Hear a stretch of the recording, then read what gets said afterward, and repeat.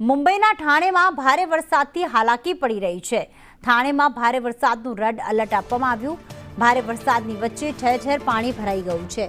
ભારે વરસાદથી railway track પર પણ પાણી ભરાઈ ગયા છે। વાહન ચાલકોને પાણી વચ્ચેથી પસાર થવું એટલે કે ભારે મુશ્કેલીનો સામનો કરવાનો વારો આવી રહ્યો છે। રેલવે ટ્રેક પર પાણી ભરાતા ટ્રેનો પર ક્યાંક અસર પ્રભાવિત થઈ છે।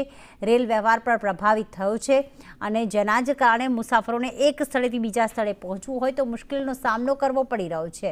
મુંબઈના ઠાણેના આ દ્રશ્યો છે કે જ્યાં હાલમાં રસ્તાઓ પર આપ જોશો તો પાણી ભરાઈ જવાના કારણે વાહન ચાલકોની પાંખી હાજરી જોવા મળી રહી છે। તો જે હંમેશા રેલવે સ્ટેશન હંમેશા જ્યાં મુંબઈ વાસીઓથી હંમેશા ભરાયેલું રહેતું હોય છે તે આજે ક્યાંક ખાલી જોવા મળી રહ્યું છે, કારણ કે શાળા કોલેજો તો બંધ છે, પરંતુ ઘણા લોકો જે નોકરિયાત વર્ગ છે તે હાલમાં વર્ક ફ્રોમ હોમ કરી રહ્યા છે, જેના કારણે ક્યાંક ટ્રેનમાં ઓછા મુસાફરોની હાજરી જોવા મળી રહી છે।